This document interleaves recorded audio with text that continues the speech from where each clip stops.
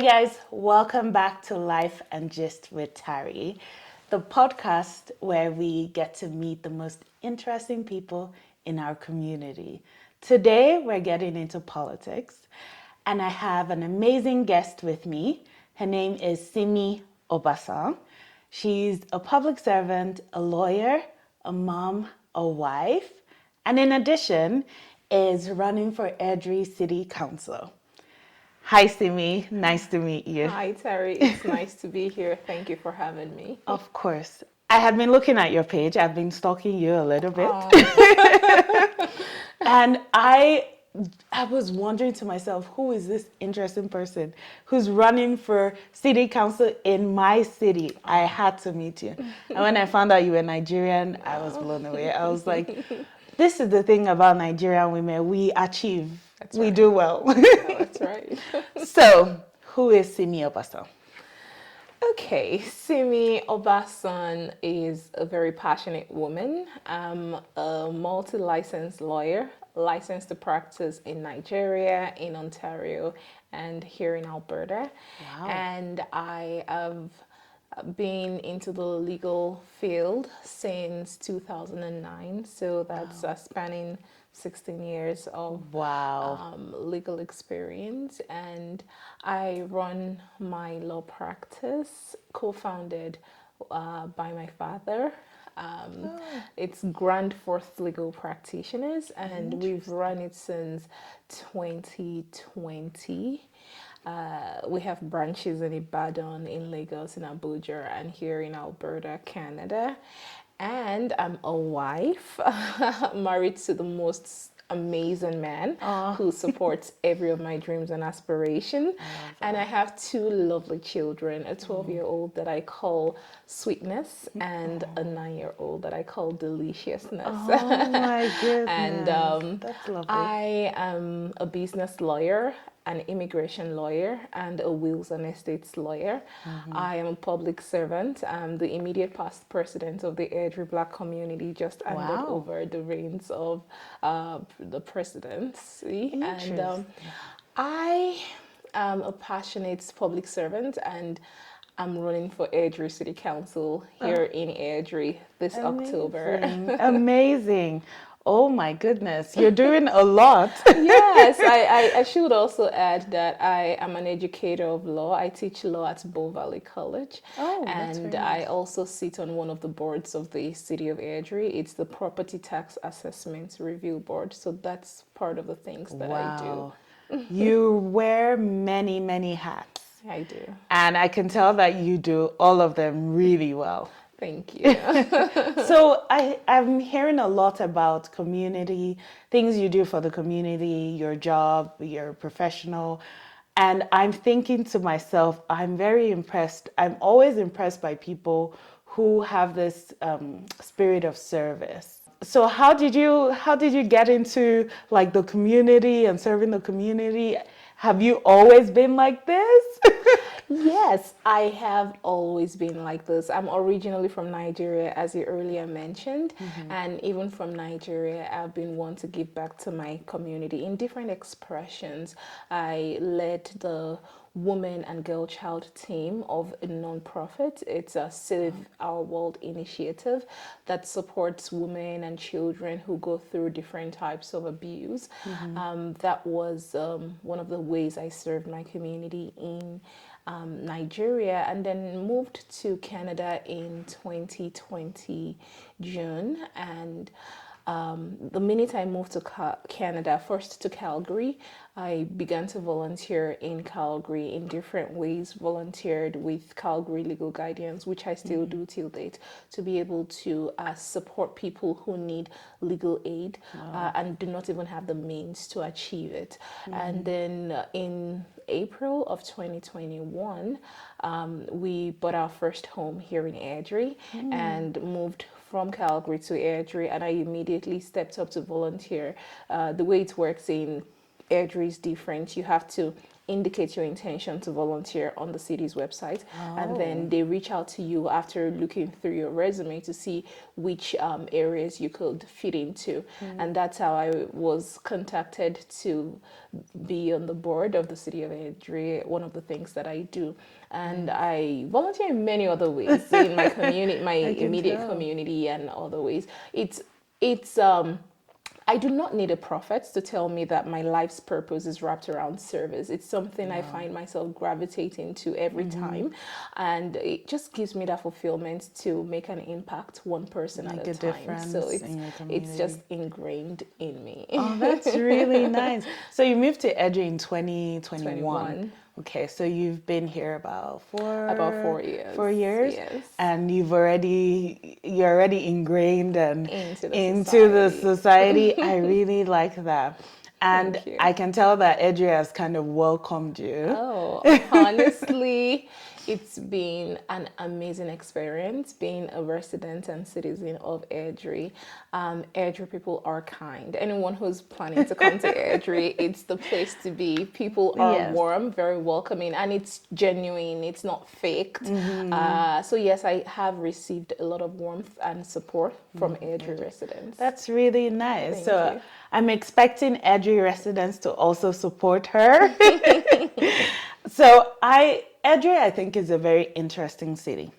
So we're kind of like in the middle of like Calgary and Edmonton. You have people from Calgary that are just, they have a certain perception about Airdrie. It's smaller, it's out of Calgary, they feel like nothing happens here. And so when I was moving here earlier this year, I had a lot of people say different things about Airdrie. And then I moved here and I'm like, this is not like what people said. This is such a warm city. There's a lot of potential. It's full of life. It's fun. Life is easier. I find that I can get anywhere in 15 minutes. I really like that. So there's a lot of good in Airdrie. And I'm glad that you are a part of the community. And I saw on your website, you have this slogan. It says, Simi sees me, Simi sees Airdrie. What message are you trying to send every resident in Airdrie? Well, so I'm an advocate by profession and by nature, and I'm one person who believes that everyone deserves to be seen and heard. So that slogan, Simi sees me, Simi sees Airdrie, first was coined from my name, Simi. Simi. And my nickname is Simi, like see me. Oh, I like that. Right. I like that. So I have been very passionate about lending audience to people's voices, deeply listening to the needs and concerns of people. So the simple message that that slogan intends to pass across is, irrespective of your background, your beliefs, your race, your values, you are seen and you deserved to be heard. And that's what informed the slogan. I really like it. I caught the play on the words, but I think it definitely resonates as like an immigrant, as a person of color. Sometimes you go into these spaces or cities and you wonder if you're welcome here, if, you know, you can speak up, if you can, you know, speak your opinion, tell people how you feel. But I like that Simi sees me, Simi sees Airdrie, so you see Airdrie. That's Thank you, really Terry. nice. Okay, so let's go into your campaign. Airdrie it's a growing city. I think our population is increasing every year. I know we just did a census. What would you say at the top, well, I say 3 to 4 issues or like sectors in Airdrie that you think needs to be addressed? That's a good question. And I'll start by confirming that the population of Airdrie is fast growing. And that sporadic growth has been one of the concerns that Airdrie residents have echoed from time to time, especially those who have been here for decades. They see how Airdrie is gradually losing its small town feel. One of the things that constituted parts of the reasons they chose to call Airdrie home, and they're concerned that the city is not able to keep up with the growing population with different things like community support services, So like infrastructure. yes, like Okay. infrastructure, like healthcare.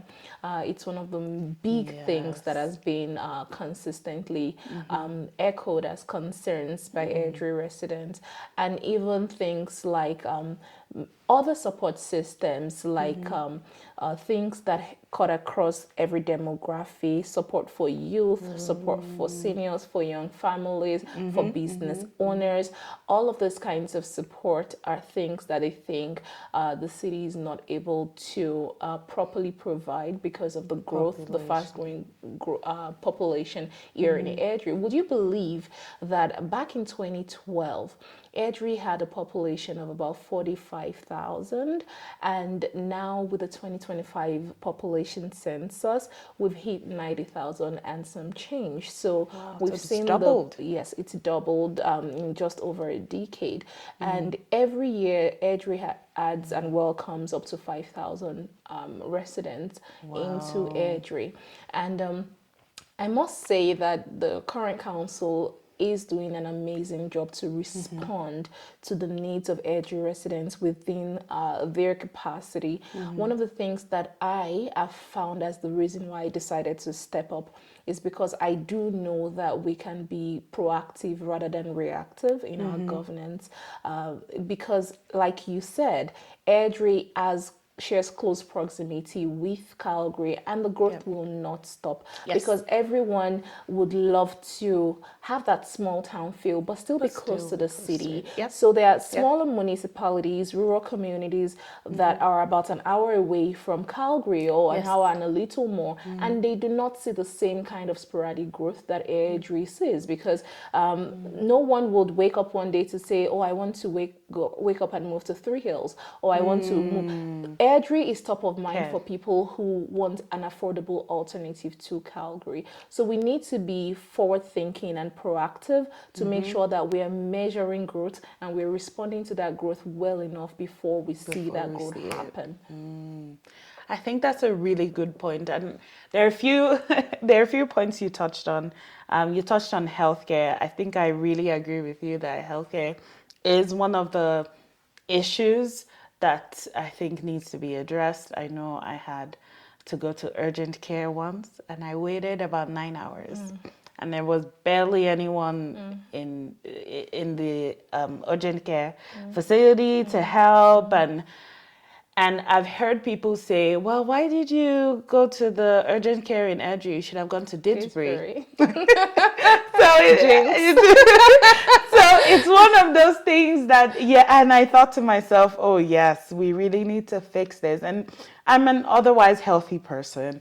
And so I imagine for the seniors, the elderly, the younger kids, And so, healthcare, I think, definitely needs some work. Right. And I like that you highlighted how Airdrie is one of the cities people tend to gravitate to. And I always wondered why, because even when I was thinking about moving out of Calgary, I would say Airdrie was kind of at the top of my list. Proximity to Calgary, and the fact that certain parts of Calgary is like 10, 15 minutes away. And a lot of my friends are around that. So I'm like, Airdrie is a really good option. So I agree with you. I think maybe we need to be a bit more proactive. I actually didn't know our population had doubled. It had since 2012. And speaking of healthcare that you mentioned, even though healthcare falls under the purview of provincial governments, because different mandates have the different tiers of government that respond to them. So for healthcare, it's the responsibility of the provincial government. But one of the things that I strongly know and believe is that the municipal government, the council, can strongly advocate for improved access to healthcare, improved healthcare facilities, amenities, and options for us in our municipality of Airdrie. In fact, I have not waited to get into council to begin advocacy for healthcare. I do know that there are small rural communities in Alberta that have a population of just about 3,500 people, case in point, Three Hills, and they have a hospital. And there's Deedsbury with a population of just about 4,800 people, and they have a hospital. And there's Olds that is just 10 minutes away from Deedsbury. They have a hospital. And I can keep going and name so many other municipalities that are nothing compared in size to Airdrie, and they have a hospital. So I do reference all of that when I do advocate for a hospital in or maybe around Airdrie, not necessarily within Airdrie, maybe Balzac, Rockyville, but something that is closer in proximity. One of the kickbacks that I have received is the fact that we are close in proximity to Calgary and we can easily access any of the 5 hospitals in Calgary, but that's not the reality now with our population. It could be an option for us when we still had a very small population size, but with our current population, it's unrealistic to expect that we seek help or medical attention from any of those hospitals, because then if you look at the statistics of the wait times in those hospitals, in the areas for those hospitals, they are very significantly high. In fact, current statistics for our own urgent care in Airdrie shows that quite a lot of Calgary residents opt to come to our urgent care for medical attention. Interesting. Rather than go to any of the hospitals there in Calgary, the same hospitals that we are expected to rely on for medical care. And one of the things that I also get as kickbacks is the fact that those hospitals that I reference in those small rural communities have been built since the Peter Lohidier, back in the 1984s or the 1980s. But if you really do look at Sherwood Park, for example. Sherwood Park is just about 10 minutes away from Edmonton, and Edmonton has 9 hospitals. 4 of those hospitals are major hospitals, and Sherwood Park just got a hospital in 2014. So how about that?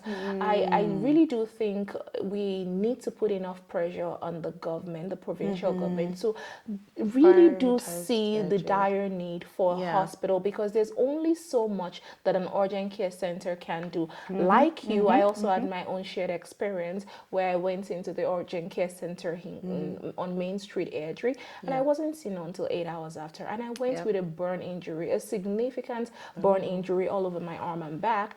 And when they saw me, the amazing nurses there did their very best to support me and dress my wounds, but they still had to refer me to the plastic surgery burns unit of Foothills Medical Center. And when I got there, the surgeon who was assigned to me shook his head and said, they could have sent you ahead, because that 8-hour wait was enough time to cause permanent damage to your skin. And now I live with permanent scars that are going nowhere. So most of the time you will see me in long sleeves covering up those scars, even in the peak of summer where you just need to bear some skin. But I could cover them up with sleeves.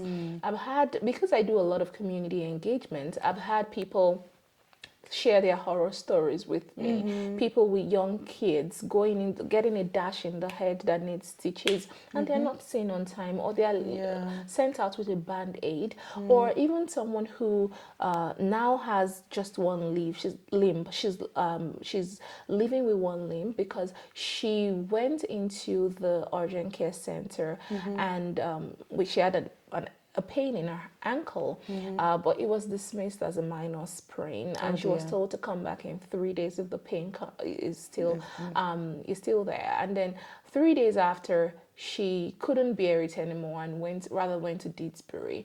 But Deedsbury then confirmed that what she had was a lot more serious, but it was too late at the time, so they had to amputate one limb.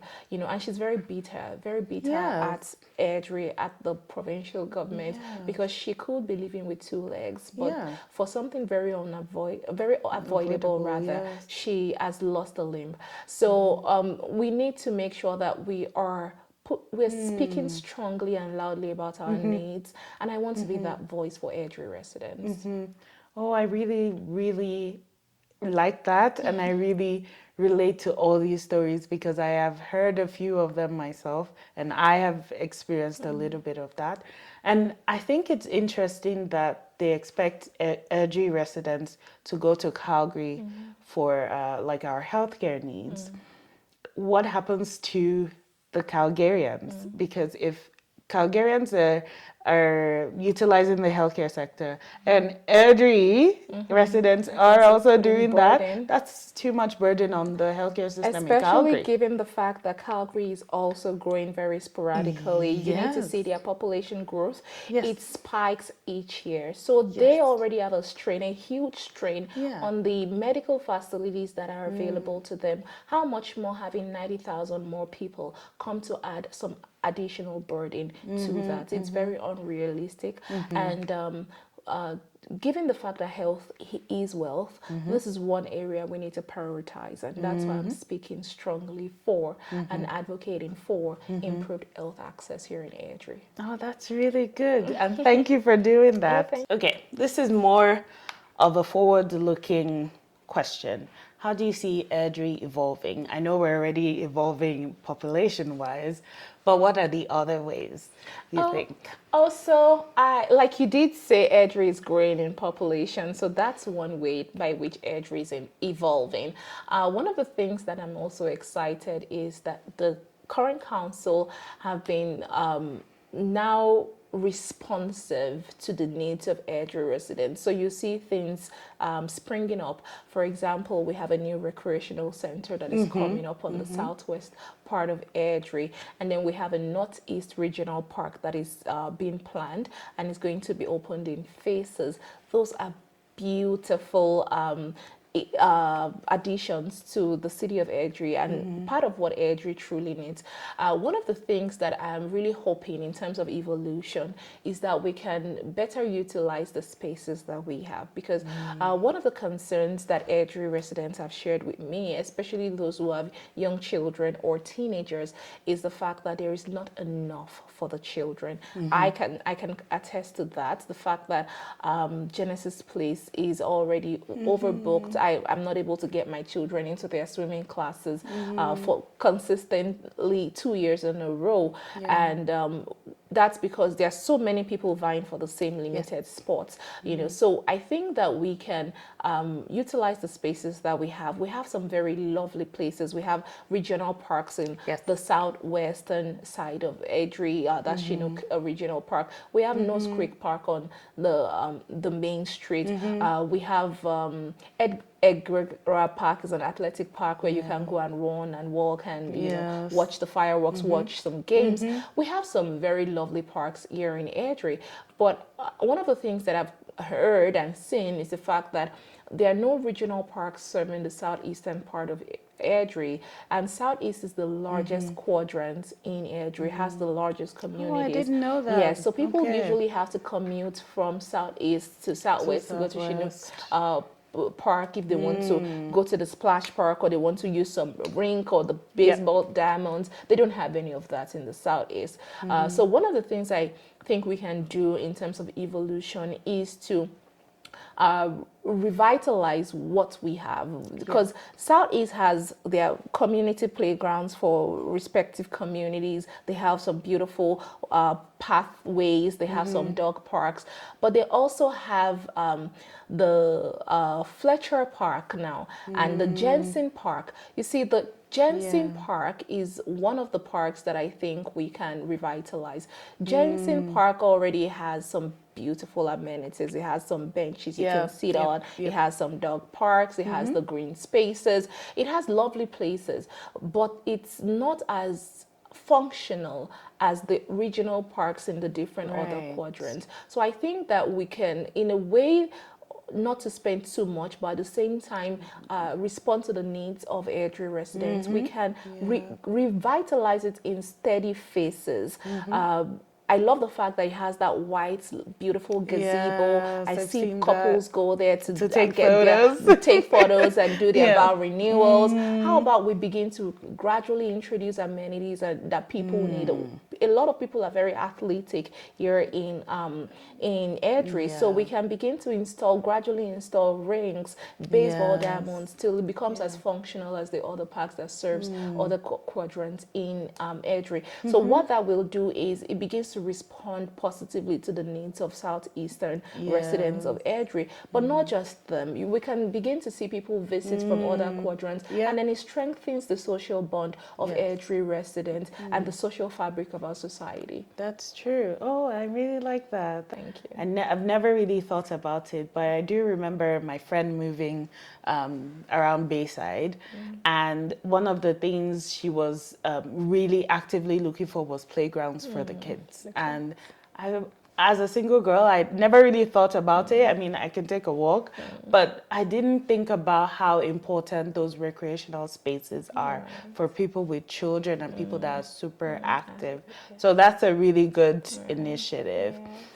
Okay, so I see that a lot of people are supporting you already. And I think that is super impressive. And of course, we as Nigerians, we also like to support our own. Why and how have you been able to garner so much support? Why I see people believing in you. Why do you think that is? Okay, so like you, I've been in awe of the support that I have received since I threw Oh, my hat into the ring. I think one of that is the fact that I'm quite well known in the community. I do quite a lot of community service, so many people know me. So when they did see that I had filed my nomination papers, it was a no-brainer. They were just going to offer support that's because nice. I have a proven track record for service. They know that I put my money where my mouth is, and this is one person they can gladly and proudly throw their weight behind. So that's one thing that I've come to see. Another reason why I have heard people throw support my way, first because I'm a woman, and you don't ever underestimate the power of a woman, especially one in leadership. And then secondly, because I'm a person of color. And if you look at the history of city council, despite the diversity of Airdrie, there's never been a person of color on city council. And if you do not wear the shoes, you do not know where it pinches. It doesn't matter how passionate you are about representing all, you just do not understand it. And so I am not just the face for the Black community, I'm the face for every person of color. I'm the face for every immigrant, because I have cultural values, I have perspectives that are very diverse that I bring to the table. So that's another reason why I've seen that I've enjoyed support from different immigrant groups. And then I also see the fact that I'm a lawyer as one of the factors that have encouraged support from the community. Because as a lawyer, legislative services come naturally to me, and advocacy comes easily to me. So people know that I have what it takes to advocate strongly for them as a grassroots representative and advocate. Another thing that has been a strong source of support or reason for support for my campaign is the fact that I was the very first person to put out my nomination papers to run for city council. So You if were you, the yes, I first. was the first. So if you go on the public register of candidates, you will see that the names of candidates are arranged in the order by which nomination papers were received, and my name sits right there on the top. So people communicated that I mean business for the Yes. city. I'm not here to play, and that's the dire truth. I mean business. I don't put myself into something that I do not want to do well. What is worth doing is worth doing well, and that's the reason why, after people had been nudging me on to consider taking service a notch higher into city council, after considering all of my lived experiences and what I could do to serve my community well, the minute I made that decision, I went all in.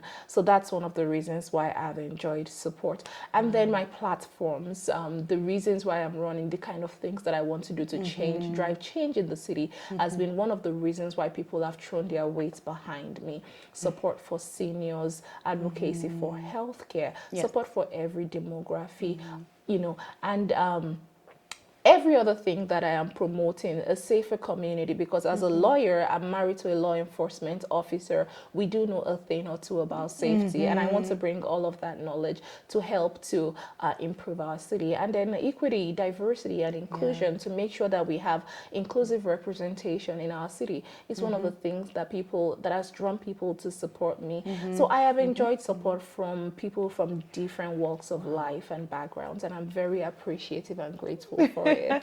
That's amazing. I think it's interesting that you were the first. Thank you. I really like that. That shows the commitment. You're not here for games. Right. You know what you're coming to do, and you're determined and resilient as well. Thank That's you. very interesting. Thank you, Terry. Okay, what is one thing that people don't know about Airdrie that you think they should know?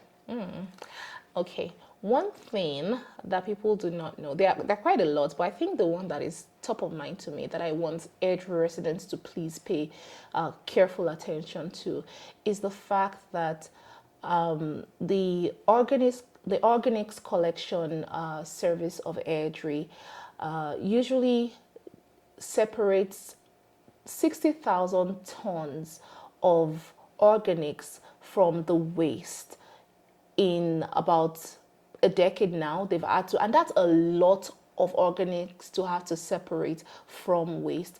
One of the things that a lot of Airdrie residents do not pay attention to is sorting their waste, their garbage, and their organics. And something as simple as that can save the amount of time, resources, and energy that goes into keeping Airdrie beautiful, safe, and vital for our good quality of life that everyone wants to see. So I would hope that Airdrie residents are more intentional about sorting your garbage. It's simple, but it saves us a lot of money that could go into better use, money that could go into helping to drive some positive change in the community. Oh my goodness, that is interesting. That such a small step or small task can make such a huge difference, and it affects the finances of the city. So it makes sense for people to pay attention to that. That's very interesting. I'm learning a lot today. I love that. Okay, so transparency and connection are a huge part of your campaign. If you get elected, how do you hope to keep that transparency and connection with the residents? Oh, I will do it the exact same way I have been doing.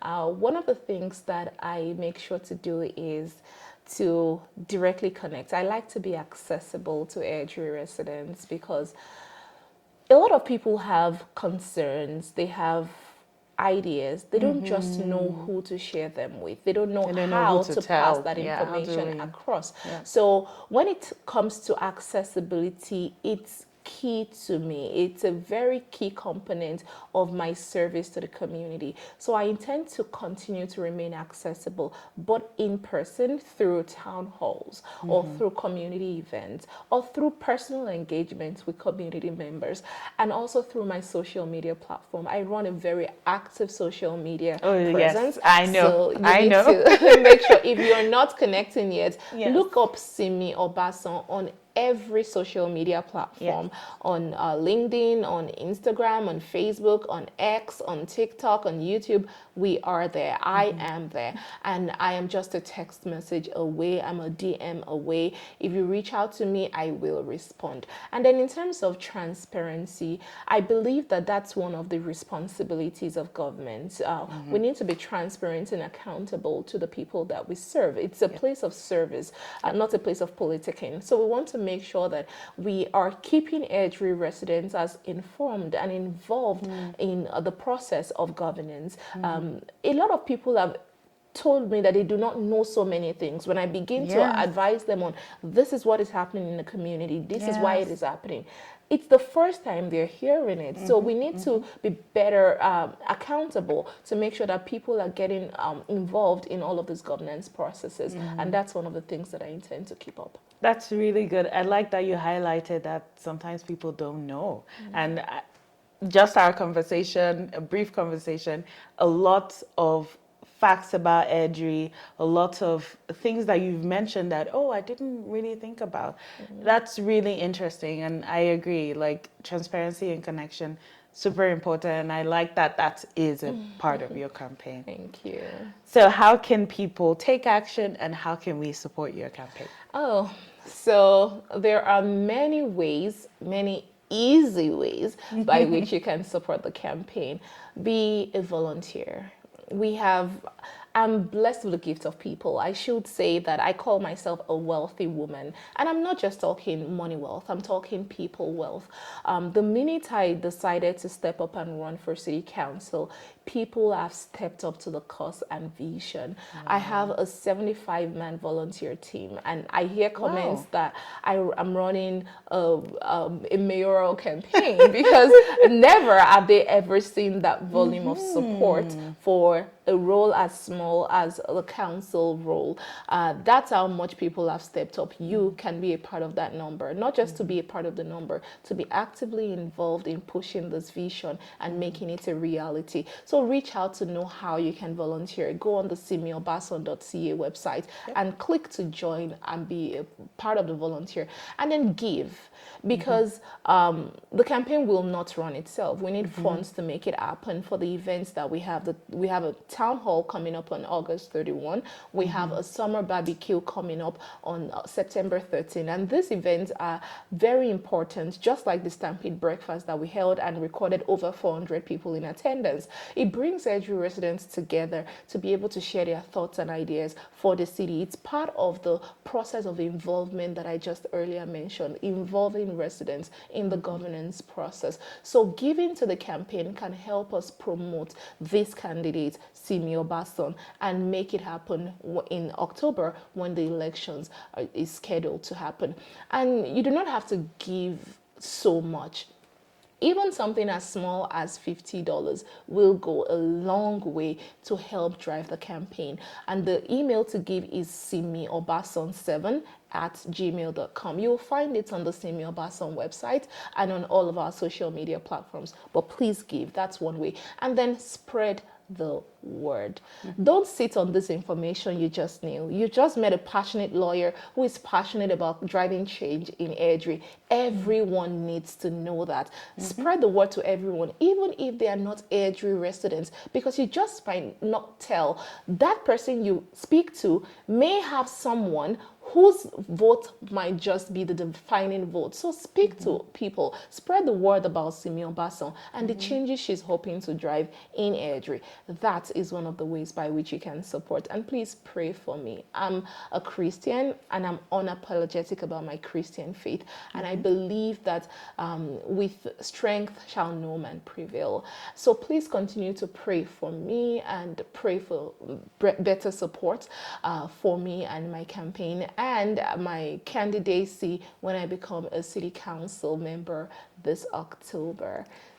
I like how you said when I become. I love that. That is like speaking things into existence. Right. And yes, we're proud of you. Thank you. And we're all rooting for you. Life and just people. We have to go out and vote for Simi in October. That's right. She is a hardworking professional, a civil servant, so she helps the community. She serves us already, so it's not going to be like someone who has not helped us or served us and just went into power. No, she has been in the community serving, and so we want to support her. So please go out and vote in October if you live in Airdrie. Even if you don't live in Airdrie, like she said, you probably know someone who lives in Airdrie or someone who knows someone. Since, you know, Nigerians are very, we all know each other one way or the other. Please come out and vote in October and support her campaign. You may not be able to vote, but you can donate, like she said. So yes, please support. So before we round off our interview, what are 3 things you want people to take away from watching or listening to this podcast about your campaign and about your future role as well?